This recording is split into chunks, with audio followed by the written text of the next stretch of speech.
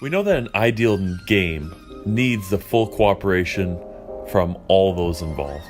However, sometimes that just doesn't happen, and that's when we get the technical foul. We know that in most rule books, things and plays that occur will not always be covered, and that's where the technical foul comes in. The proper conduct of the game demands the full and loyal cooperation of the players, head coaches, assistant coaches, substitutes, excluded players, and accompanying delegation members with the referees, table officials, and commissioner if present. We want everyone to play and do their best to secure victory, but sometimes people don't play in the spirit of fair play and sportsmanship. And when we have deliberate or repeated non-cooperation or non-compliance with the spirit or intent of the rules, then we should consider this a technical foul. Andrew Bogut draws the foul. Now notice, Brandon Jennings isn't even a part of this play. Jennings is an 81% free throw shooter. He walks to the line. Bogut, a 59% free throw shooter, he walks underneath. The Bucks are trying to pull a fast one. That doesn't mean every referee is going straight to a technical on every situation that they come across.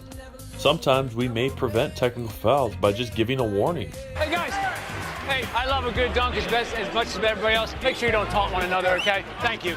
Or sometimes even just overlooking minor infractions, which are obviously unintentional and have no direct effect upon the game, unless the scenario of them repeatedly doing the same infraction after the warning. Yep. Timeout LA. Whack! Get out! He didn't say nothing. Get away from me, Steve. He didn't say nothing. Get away from me, Steve. Can I talk to you? He didn't say a word. Technical foul, Wallace. He's gone. No, not right. I asked him 3 times to stop staring at me to try to intimidate me. I'm done. He's gone. I asked him. I told him. I have already told Mike twice before to have him stop staring to try to intimidate me. He did it again. He's gone. If an infraction is recognized after the ball becomes live, the game shall be stopped and a technical foul charged. The penalty shall be administered as if the technical foul had occurred at the time it is charged. Whatever occurred during the interval between the infraction and the game being stopped shall remain valid. Whether that's a made shot, made basket, whether that's a personal foul. If it's a personal foul, you go report the personal foul, then you report the technical foul. Well, here's that call that went against Monty Williams and Iverson that got them the tee. Technical foul. Hands. Slide.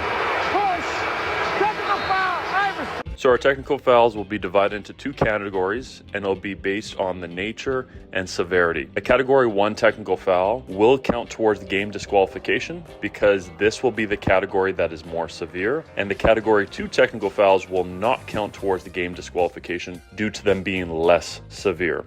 Category 1 is anything that is deemed severe in the game in the sense of disrespecting an opponent, disrespecting the official.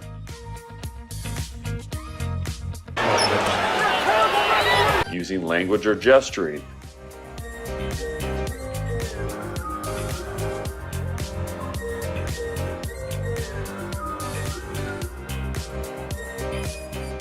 Taunting.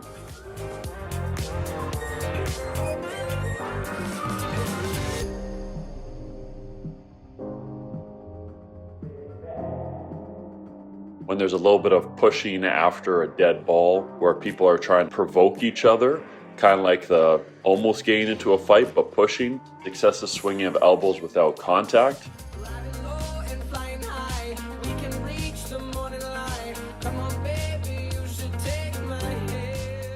Putting your hand in the face of the opponent's eyes.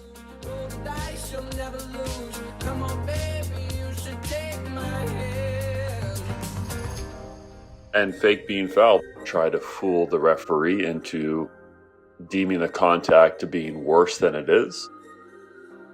And these are all in the severe category. Now, Category 2 is what I would call administrative, where it's less severity. So with this change, it's a little bit more balanced in our discipline of behaviors on the court. So delaying the game, deliberately touching the ball after a pass through the basket or preventing a throw-in, those things happen, and it's not that it's a natural thing, because it can be. It's just more so that isn't at the same level as disrespecting a referee or an opponent. So this is more administrative because it's less severe. Hanging on the rim is the same, and goaltending after a last free throw. These are all things of reduced severities. They fall into category 2. If we have a technical foul by any person permitted to sit on the team bench, it's going to be a category 1 technical foul, because it's going to meet the criteria of the nature and severity of the conduct. And as it states here, disrespectfully communicating with or touching the referees, the commissioner, if present, the table officials, or the opponents, are an infraction of a procedural or an administrative nature. Those would meet the criteria for the severity and nature of a category 1 technical foul. In order to be disqualified for the remainder of the game, which is a game disqualification, these are the 3 different scenarios that would apply for a game disqualification. So the person receives 2 category 1 technical fouls, or 2 flagrant fouls, or 1 category 1 technical foul and 1 flagrant foul. For a head coach, they shall be disqualified for the remainder of the game, a game disqualification, when charged with either 2 category 1 technical fouls as a result of the head coach's personal unsportsmanlike behavior, which will be written as C, or 3 category 1 technical fouls, either all of them being B or BD, which would be the result of unsportsmanlike behavior of other persons permitted to sit on the team bench, or one of them being C, which is the direct one to the head coach. So either 2 direct to the head coach, 1 direct to the head coach, and 2 to the bench, or all 3 to the bench would result in a game disqualification of the head coach. If a player or head coach is disqualified under the 2 articles we just saw, then that technical foul shall be the only foul to be penalized, and no additional penalty for the game disqualification shall be administered. They get the 1 category 1 technical foul, we shoot the 1 free throw. They get another one later in the game, we shoot another free throw. We don't penalize them further. They just get the penalty for what accumulated to a game disqualification. Penalty: if a technical foul is committed by a player, a technical foul, irrespective of the category, which means either category 1 or 2, doesn't matter, shall be charged as a player foul and shall count as one of the team fouls. If the technical foul is committed by any person permitted to sit on the team bench, a category 1 technical foul shall be charged against the head coach and shall not count as one of the team fouls. To the player on the court, counts as a team foul and a personal foul. To someone on the bench, it's charged against the head coach and not a team foul. The opponents will be awarded 1 free throw. Before, they used to get 2 free throws and possession. Then it went to 1 free throw and possession, and now it's 1 free throw.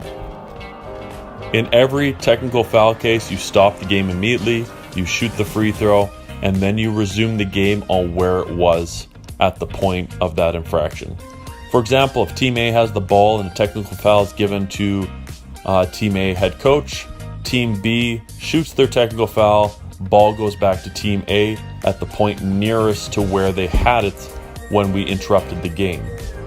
If it's after a field goal or after a last free throw that is scored, we go shoot the technical, then we give it to the team that was about to inbound the ball after that. If no one had control of the ball or entitled to the ball, which could be a missed free throw, missed field goal, where the ball's in the air and no one knows who has possession, there's no team control, then we go to a jump ball. If this occurred before the game even started with the jump ball, then we shoot the technical foul and then we bring it back to the center circle to start the game with a jump ball, because we always have to start the game with a jump ball.